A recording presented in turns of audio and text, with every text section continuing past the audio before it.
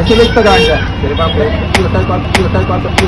गांजा लेले हो इथं कशाला गांजा रेडी कर बस बस बस काय हरकत नाही चालते हो ताई तुम्ही माझ्या चूक वाटत का मी याला पकडले मी तुम्हाला पकडले का मी याला पकडले मी काय करा मी याला पकडले मी तुम्हाला पकडले का अलीकडेच घडलेल्या विषारी दारूकांडाच्या भीषण दुर्घटनेच्या पार्श्वभूमीवर संपूर्ण कायदा व सुव्यवस्था यंत्रणेवर प्रश्नचिन्ह निर्माण झाले आहेत. अशातच पिंपरी चिंचवड शहरातून पुन्हा एक अत्यंत धक्कादायक प्रकार समोर आलाय. निगडी परिसरात खुलेआम गांजा विक्री सुरू असल्याचा पर्दाफाश करण्यात आला असून या घटनेचा एक खळबळजनक व्हिडिओ समोर आलाय.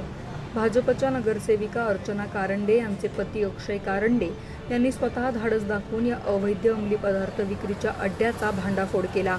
मात्र या सर्व प्रकरणात निगडी पोलिसांची अत्यंत बेजबाबदार आणि उडवाउडवीची भूमिका समोर आल्याने नागरिकांमधून तीव्र संताप व्यक्त होतोय.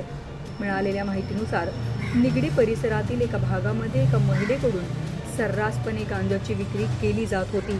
त्या बेकायदेशीर कृत्याबाबत माहिती मिळताच भाजप नगरसेविका अर्चना कारंडे यांचे पती अक्षय कारंडे यांनी तातडीने त्या ठिकाणी धाव घेतली.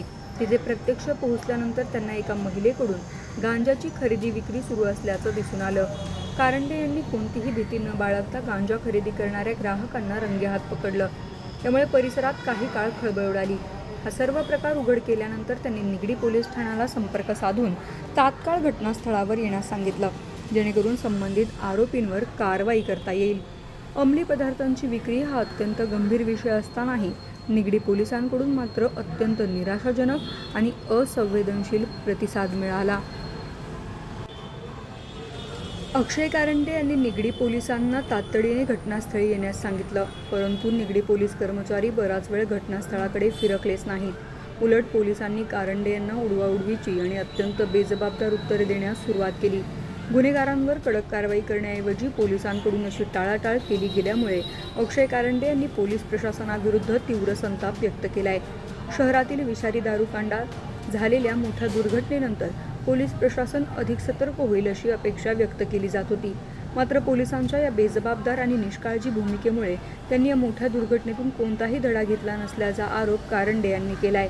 शहरात राजरोसपणे सुरू असणाऱ्या अवैध धंद्यांकडे पोलीस प्रशासनाने अक्षम्य दुर्लक्ष होत असल्याचा थेट पुरावाच या घटनेने समोर आणलाय.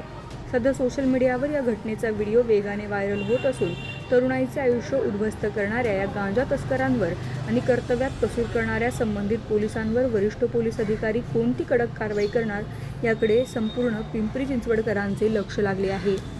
शगुफ्ता शेख, लोकमत.com, पुणे.